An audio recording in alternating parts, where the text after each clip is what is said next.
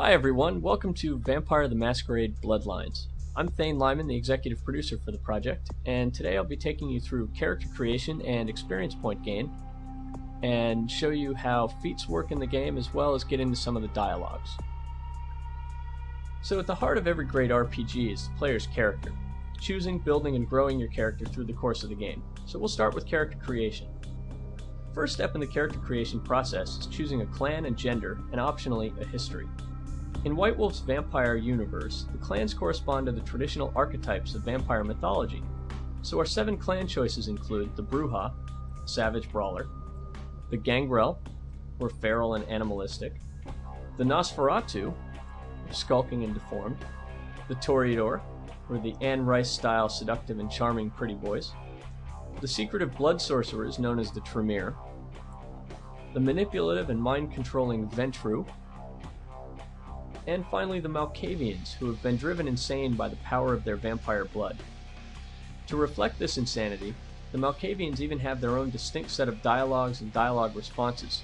We'll show you those in a later demo.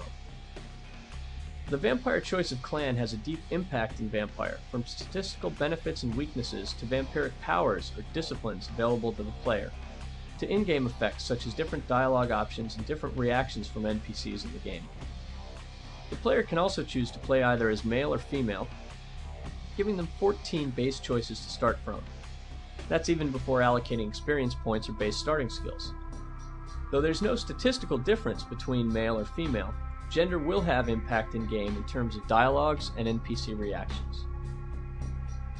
There are also a number of histories to choose from to allow you to further customize your character if you wish. Some are clan-specific, and others are options across clans. So there's a lot of replayability and variety in the game just based on character selection.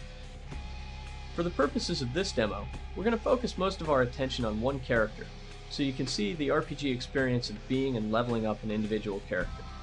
For now, we're going to play as the Blood Sorcerer Tremere. Having selected our clan and gender, the next step is to allocate our stats.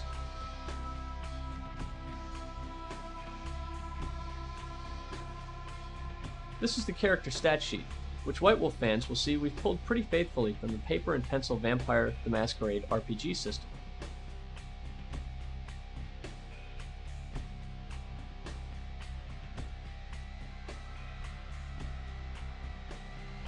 While we'll have a default template for each clan, so players aren't required to do all of this themselves, more advanced RPG players can choose to change their initial stat allocation to suit their tastes within the game rules.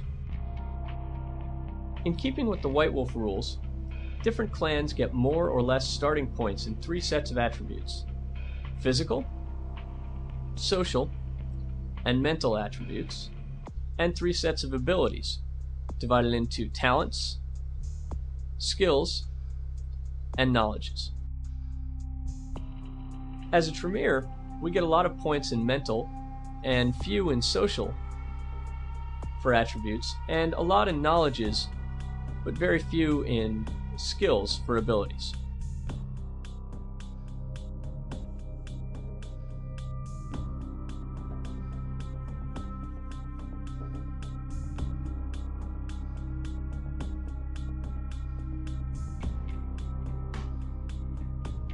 So as you can see from looking at the feats column on the right, our Tremere is good at hacking and melee combat, but not as good at shooting firearms, which is ranged combat, or at lockpicking.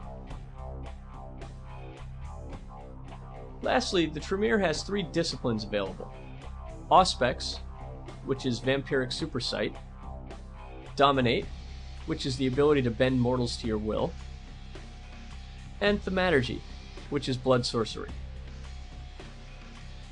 Now lastly, we'll need a name for our Tremere.